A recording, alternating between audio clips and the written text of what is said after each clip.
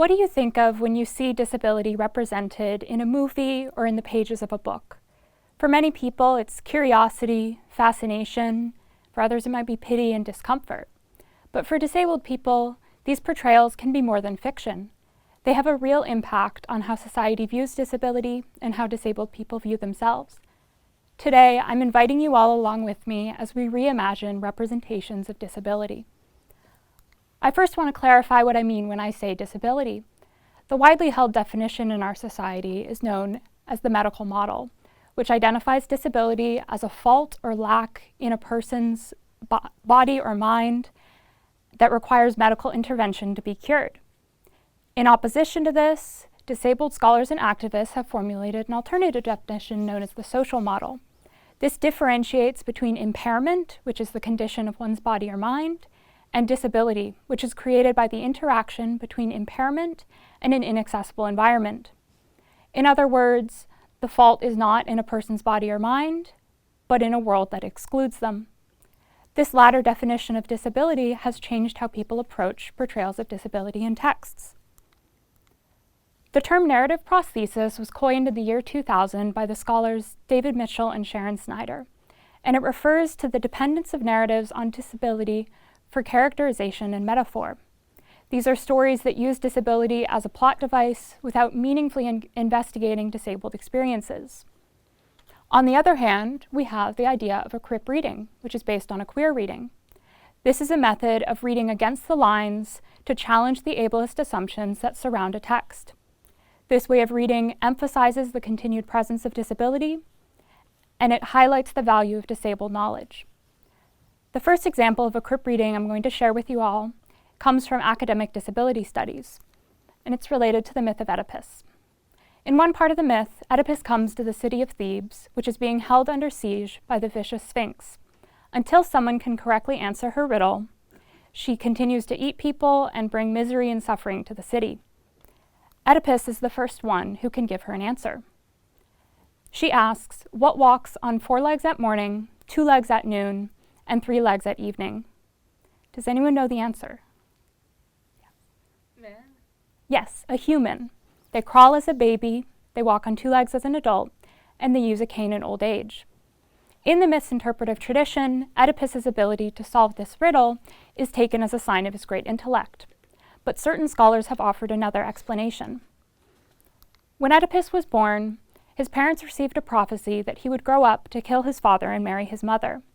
To avoid this, they left him exposed as an infant on Mount Kithaeron, and they pierced through his ankles to ensure that he would die.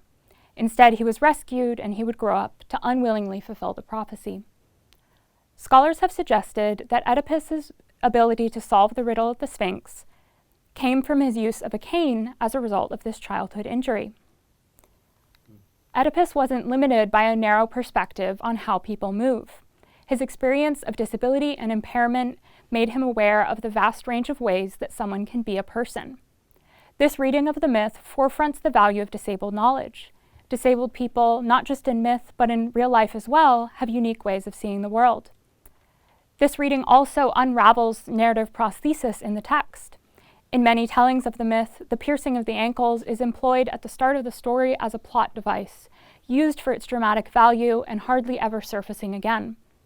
By suggesting that Oedipus used a cane, these scholars are recentering disability within the text.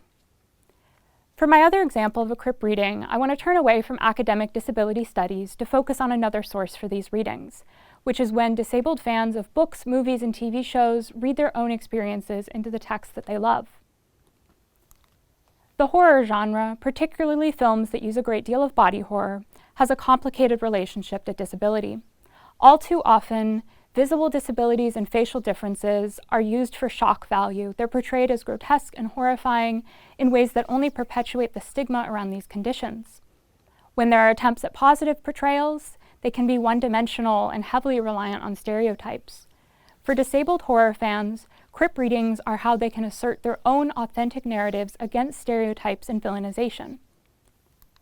One example of this type of popular reception is the 1986 film The Fly, starring Jeff Goldblum and directed by David Cronenberg.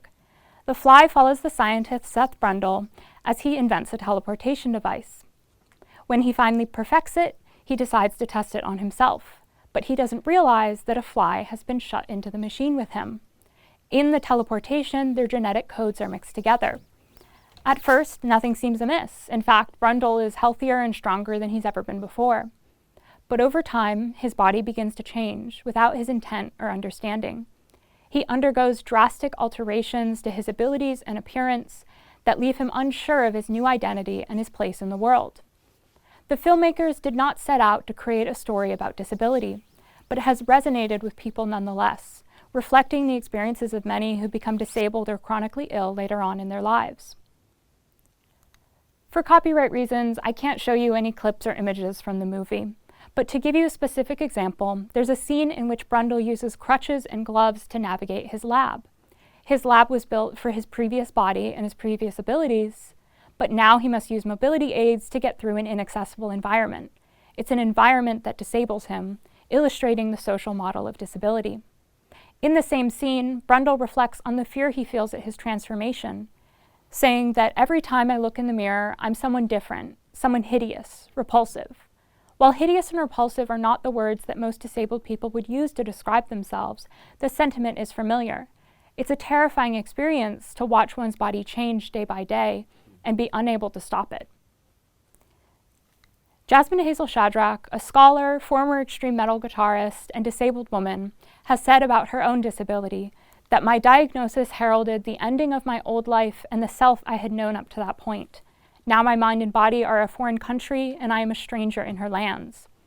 The Fly focuses on exactly these feelings of fear and alienation from oneself. And for that reason, it has become a beloved film among disabled horror fans. In general, body horror films are willing to explore the dark and painful aspects of our relationships to our bodies. They put words and images to experiences that are too stigmatized to even mention in other genres. One online blogger, Nicole Goebel, has written that discovering body horror in my youth was like learning a new language to communicate about my own experience. Other disabled horror fans have argued that even though the genre has a very painful history of negative portrayals of disability, it remains one of the few genres to regularly portray disability at all. And so it has a great potential for these kinds of reimaginative crip readings. We've seen today that crip readings are ways of radically changing our understanding of texts by reading against the lines and challenging the commonly held assumptions about it. It fights against narrative prosthesis by recentering disability in texts that use it only as a tool. It asserts the value of disabled experiences. For example, disabled readers of the myth of Oedipus have offered a new interpretation of a story that has been told for over 2,000 years. It also allows people to find representation for themselves, even in very unlikely places. And finally, it questions the ableist assumptions that underlie texts and their conventional interpretations. Reading is never neutral. We all make interpretive choices based on our past experiences and biases. Recognizing these choices opens up new and liberatory interpretations of texts, and it makes us all more aware of the pain and complexity of disability. But most importantly, it reminds us all of the inherent beauty and value of disabled life. Thank you.